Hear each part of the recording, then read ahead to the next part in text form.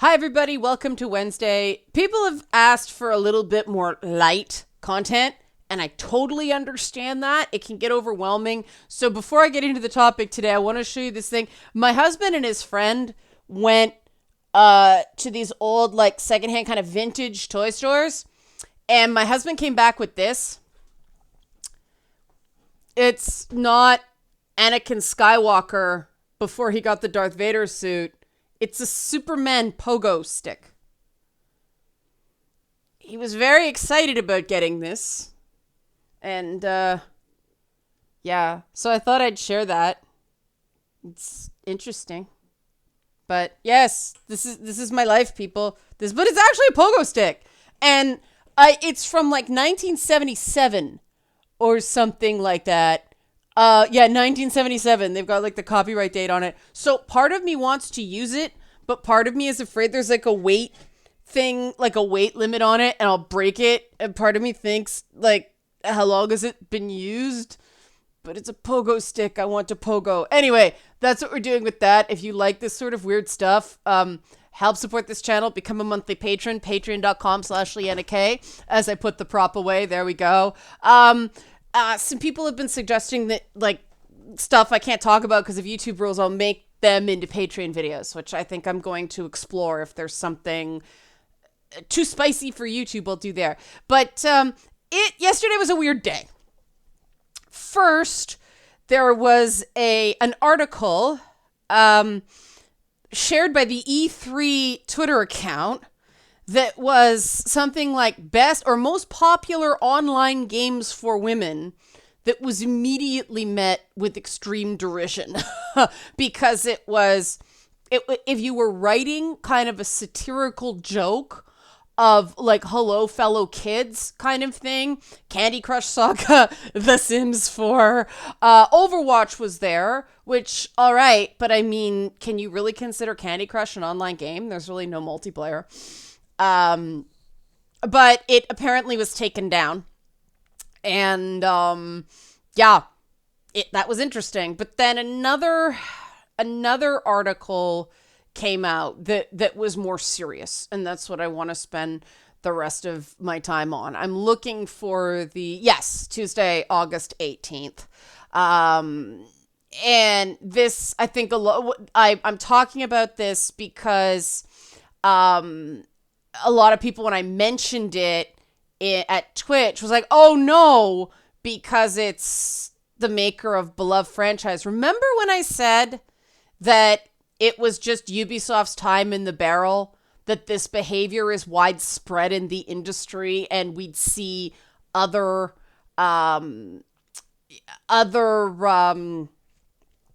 developers and publishers have similar problems? Well, here we go.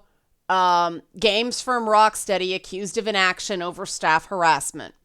Now, as you see, signatory of letter to bosses 2 years ago makes it public, alleging sexism continues. Now, the thing that flagged for a lot of people in this article is they sort of cross the streams between behind the scenes behavior and the way characters dress in the games. Most people know the Arkham Harley.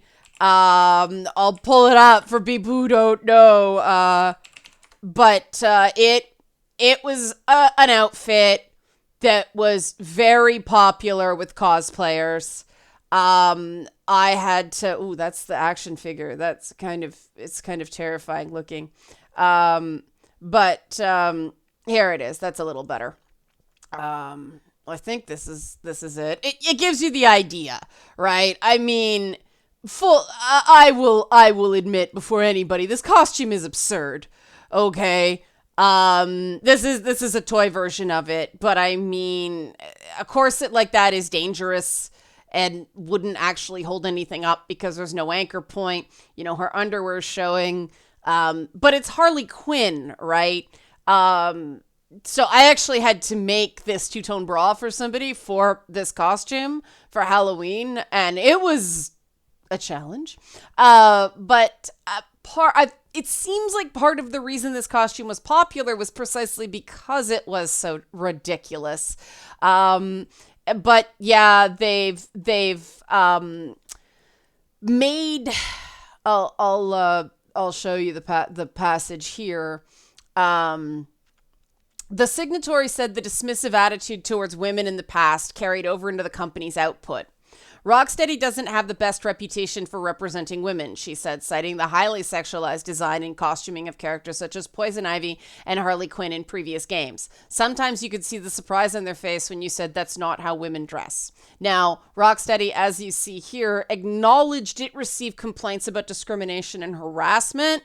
They're saying they took it seriously. The signatories are claiming they didn't. We're going to have to wait and see about that. But I want to talk a bit about this idea that the way women's dress is depicted in a game has anything to do with the treatment of women behind the scenes, because it really shouldn't. I did a late night show where we interviewed porn stars, and there were women who went topless in a hot tub. And because of that, it was extremely important that everybody be treated with respect behind the scenes. And I'll be the first one to admit it didn't always happen. We had to remove some people. We had to handle some stuff, but it was a priority. So this idea that, just because you have women in sexy costumes in your art, it means you don't run a professional ship behind the scenes. Let's just stomp that flat right now, please. It's often the opposite. I learned a lot about having kind of an upbeat set from interviewing porn stars, because it's not the women so much as the men. If the men are having a bad day, there's certain anatomical functions that don't necessarily happen, and certainly not for the duration that's required to shoot those scenes. Use your imagination about the blanks I have to fill in there. And that is one of the things that gives me pause about this letter.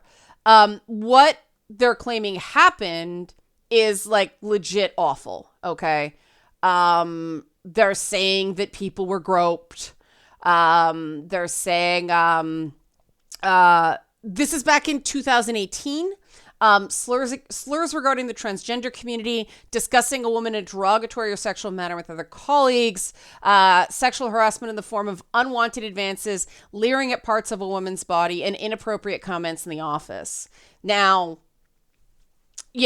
obviously there's a gamut there. So let's break down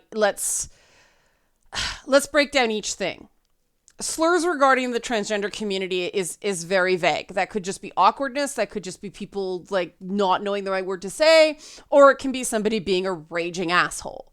Both are possible. Okay. It was 2018. Things have come a long way, even in those 2 years. Trust me, I've seen it in the comments on this channel. Discussing a woman in a derogatory or sexual manner with other colleagues. That's an annoying element of working in environments with a lot of guys, especially a lot of nerdy guys. I had to learn very quickly that a lot of it was just guys posturing for other guys. Does it make it right? No. Is it really super awkward when you walk in a room and suddenly everybody stops talking? No, that's super weird. It's also really weird when they forget you're in the room and carry on conversations like that. It happens. It is something that is going to be a process as these guys who are used to being in male exclusive spaces, never mind just male dominated spaces. It's all guys. Up until the last few years, the number of rooms I was in the first 10, 15 years of my career when I was the only woman. Like, there were a lot. And the frustrating thing about that stuff is guys don't even really mean it. They're just saying it because they think it's what guys should say. And then another guy responds in a way they think guys should respond. And it's just this weird, awkward, performative thing. And that's why I'm talking about it. Like, what I've heard from guys is they don't want to have to talk that way, and they're not terribly impressed when other guys talk that way, and yet they feel like they have to talk that way to be one of the guys. So we can have a discussion about that so that that stops happening. Now, that's very different than leering at parts of a woman's body. Okay. In the Unwanted Advances, leering at parts of a woman's body and inappropriate comments in the office. Those are very, very different things. The leering at parts of a woman's body, yeah, what's wrong with you? You're an idiot, right? Like, everybody knows that's wrong. Everybody knows you don't do that. When we get into the Unwanted Advances thing, did that happen in the office? Did that happen on work time with a colleague? I'd need more details of that. And the inappropriate comments in the office, that's probably the one that a lot of people are like it's an immediate like shock pad, right? Because what's totally fine and appropriate for one group is bothersome to another.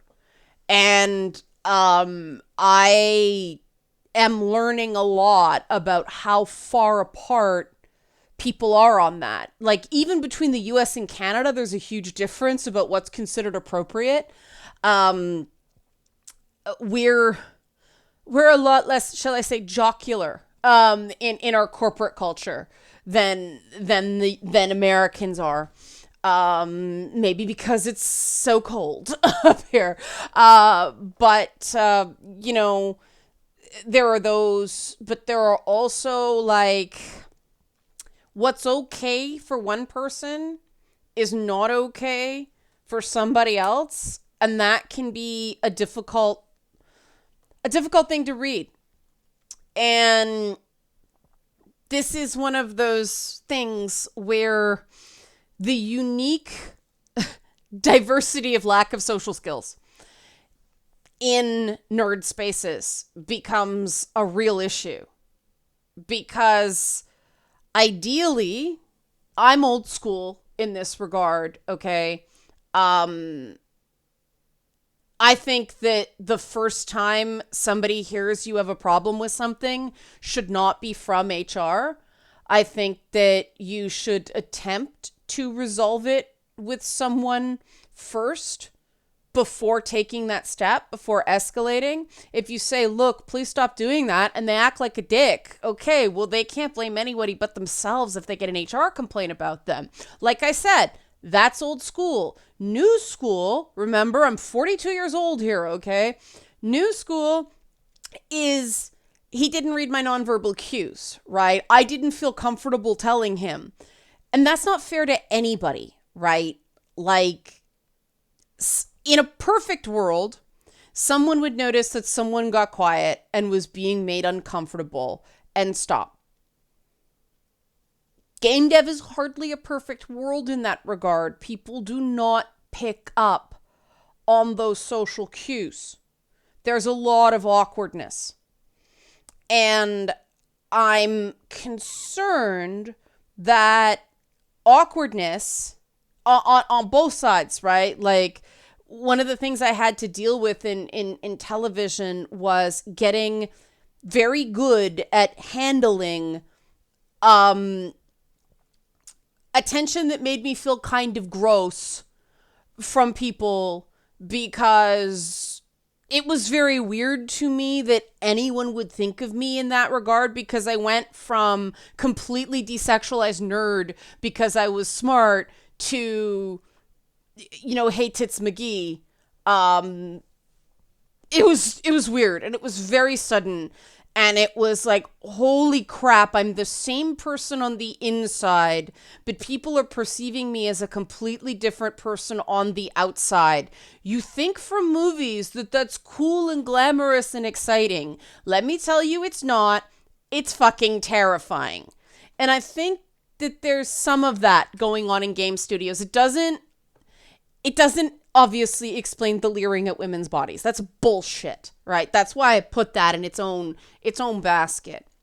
But this stuff, like, they're guys who have always been nerds who are all of a sudden, they have a cool job, right? And, you know, I've interviewed the Rocksteady guys in the past. They are uber nerds. I have never seen people so excited about Clock King and Calendar Man in my life, and I thought that was extremely cool as a fellow Batman nerd, but nerd confirmed, right? But you got that, but then you've also, I mean, we have to factor in that women who work in game dev are also nerdy. It's not like we're the cool kids. It's not like we were the cool kids. We're nerds too. We have awkwardness too. And I think that that's an element of the equation that is sort of getting left out. That it's not necessarily that a guy is doing anything inherently wrong. It's just, you're talking about a type of attention that a woman in that role is not used to receiving, may have been mocked in that regard. There's a thing that happens with awkward girls that guys kind of lead them on as a joke to their friends. I know girls do that to guys sometimes too, but so there might be a bit of distrust there. There might be some bad experiences and that side of the whole thing, because women are just sort of pigeonholed into these default like cartoonish victims. That's not talked about. And I wish there was a way of kind of separating the absolutely like uncalled for gratuitous behavior and stuff that is just awkward. But the paradigm we're in right now is it's all lumped in together. And I don't think that, I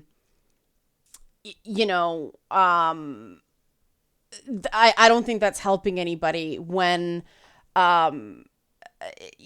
first of all, it's like, this is another anonymous report, which complicates things. I get why people want to stay anonymous, but in the old days of journalism, you had to have at least one person willing to go on the record. That's not the standard anymore. But the quote, I want you to see this quote, because this, on the one hand, I believe this person is telling the truth. It's also raising some red flags for me. And if I were a journalist, I would not necessarily run this. Okay. I have heard everything from groping claims to incidents involving senior staff. I guess they took out the name, all of whom are men. Yet the only thing we had as a result was a company-wide seminar that lasted an hour. Everyone who attended was asked to sign a statement confirming they'd received the training. It felt like it was just a way for them to cover their arses. This is the sentence that gets me. I have heard everything from groping claims. I have heard everything from groping claims, not I was groped. I heard somebody say they were groped. To incidents involving senior staff, all of whom are men. What does that mean? Like, that sentence strung together makes it seem at first that senior staff are groping women. Senior male staff are groping women at Rocksteady. That's not what it actually says. And they didn't get someone from the article who was willing to go on the record and say, I was groped by so-and-so. They quoted somebody who heard someone was groped. And this causes, it ties management hands, okay? If people are just talking to people and somebody's saying, well, I heard this, that's not necessarily actionable. You don't have anybody who's willing to file a complaint. At that point, all they can really do, first step, is say, okay, because the lawyers will tell you, and this is when it starts really sucking. And I'm telling you this so you can understand it. Management doesn't like it. The people being victimized don't like it. But the first thing a lawyer will tell you is, did you get some sort of confirmation about, workplace sexual harassment policy? And a lot of these startups, it's like, no. Well, you have to do a seminar so they can't claim they didn't know. I'm not kidding. You have to do these things as a first step if you don't do them like the minute people walk in the door. And on a lot of media productions now, first few weeks, there are seminars so that no one can say they weren't told. No one can say they didn't know. So if it happens, boom, they're gone, right? They have to do that to cover their ass so they don't get sued, which sucks. But it's the reality of business, especially in the US where everything is so litigious. And so that's a first step. And so then if it continues, the employee can't say, I didn't know it was wrong. Bullshit, you did know. So I kind of feel, and then the other thing that was sort of a red flag for me, I'll just read it. I don't know, like this. This is what drives me crazy about The Guardian. I suspect these women are telling the absolute truth. This was not represented well. This was not presented well, and this stuff makes me angry. She said the letter was kept private, I guess the 2018 letter, in part due to the company's devotion to secrecy, which is not unusual in the video game sector, and in part because staff members feared that if they left on bad terms, they would be denied credit on the company's upcoming game, an adaptation of DC Comics' Suicide Squad. Okay, so those are bad contracts. And yes, bad contracts are a big problem in the video game industry. They tend to be extremely one-sided and not offer employees many protections. But this idea that you're denied credit on a game, people accidentally get left out of credits. You worked on the game, you worked on the game, right? That's one of those things that, okay, why would you leave on bad terms if you weren't doing anything wrong? Violating an NDA. Yeah, and this is the issue with NDAs. There should be an exception in NDAs, a good faith exception, that you are not muzzling someone talking about abuse. We're talking about company secrets and workplace stuff, not somebody did a bad thing. You're not allowed to talk about it. Like, that's BS. That's easy to change in the industry. Like, these are all things that can be very easily corrected. But this is what frustrates me so much when a story like this goes to something like The Guardian, as opposed to somebody more experienced in covering sexual harassment claims. A good reporter will make sure the story is airtight out of concern for the people coming forward. And I don't think this necessarily met that bar. There's too many things that are like, I mean, is it single sourced? It certainly seems to be a single sourced article, which in and of itself is, now the letter is the letter, but the letter only tells us what's going on in 2018. The rest of the article appears to be a single source telling The Guardian what she's heard, not what she's experienced. Right. That's not standard journalistic standards. Pardon the double thing there. And this bothers me because I wish this was well enough reported for me to just go, Rocksteady bad. That's my impulse. Okay. But reading this, the only thing we know is that something happened in 2018. There was a letter. No one denies that Rocksteady did take some action. It wasn't considered significant enough by the people, but since 2018, all we have from this article is somebody saying, I've heard stuff is still going on, not stuff happened to me. And that's really important because it's a very different story of company had a problem in 2018 and fixed problems, and company had problem in 2018, it's still going on. So obviously shit was going down at Rocksteady at some point. But we can't say for certain what's going on right now because this is not an appropriately reported article. And this is why people are very concerned about the quality of reporting regarding video games and the companies and people who make them. And they get dismissed as a whole bunch of bad things for various reasons. So I'm going to leave that there. And I'm interested in what you guys think about this. And feel free to make up your own minds. I think there's reason to go, fuck you, Rocksteady.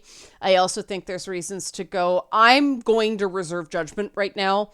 I'm not going to condemn a company for stuff that happened in 2018 without evidence. It's still going on. For me, personally, a whisper network, I heard there were groping claims, is not enough for me. That's the journalist kicking in me. If it is enough for you, that's fair.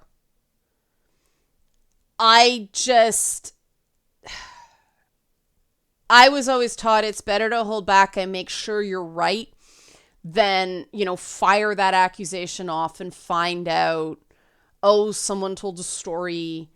Somebody was just talking. It was broken telephone, something like that. There's not enough here, compared to that very in-depth piece Jason Schreier did on Ubisoft. There's not enough here yet. If another article drops with more details, I will let you know. But that's where I'm at right now. Okay, if you like this sort of coverage, help support this channel, become a monthly patron. Patreon.com/LeannaK. Remember the pogo stick. Thanks for watching.